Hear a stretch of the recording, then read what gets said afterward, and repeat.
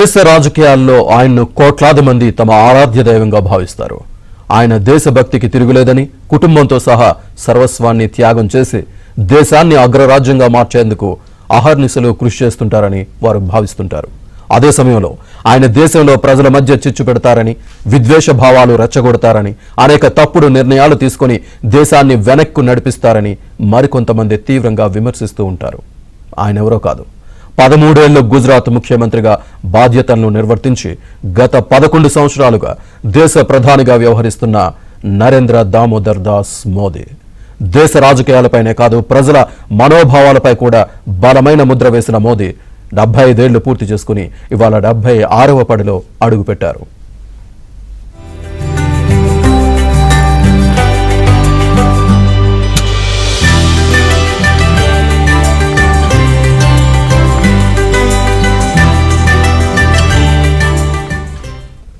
గుజరాత్లోని వాద్నగర్లో 1950లో పుట్టి బాల్యంలోనే తండ్రితో పాటు ఛాయ్ అమ్మిన మోదీ 8 ఏళ్ల వయసులో ఆర్ఎస్ఎస్లో చేరారు.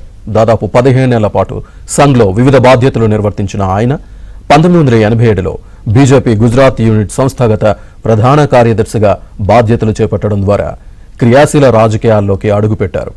గుజరాత్లో పార్టీని ఆయన సంస్థాగతంగా బలోపేతం చేయడం వల్ల అసెంబ్లీ, పార్లమెంట్ ఎన్నికల్లో బీజేపీ అత్యధిక సీట్లు సాధించింది.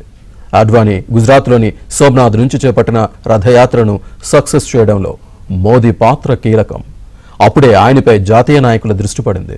దీంతో 1990-91లో మురళీ మనోహర్ జోషి కన్యాకుమారి నుంచి శ్రీనగర్ వరకు చేపట్టిన ఏక్తా యాత్రను నిర్వహించే బాధ్యతను మోదీకి అప్పచెప్పారు. జోషితో పాటు 15,000 కిలోమీటర్లు దేశమంతటా తిరగడంతో గుజరాత్లో కూడా ఒక ప్రధాన నాయకుడిగా మోదీ గుర్తింపు పొందారు.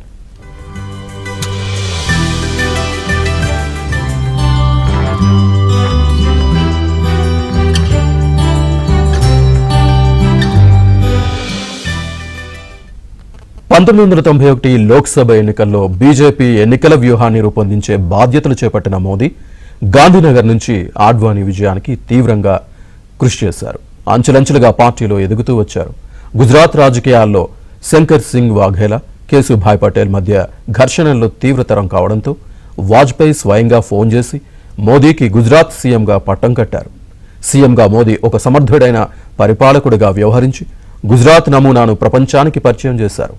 గుజరాత్ను తాను పరిపాలించిన 13 ఏళ్లలో బలమైన పారిశ్రామిక, ఆర్థిక వ్యవస్థగా మార్చారు.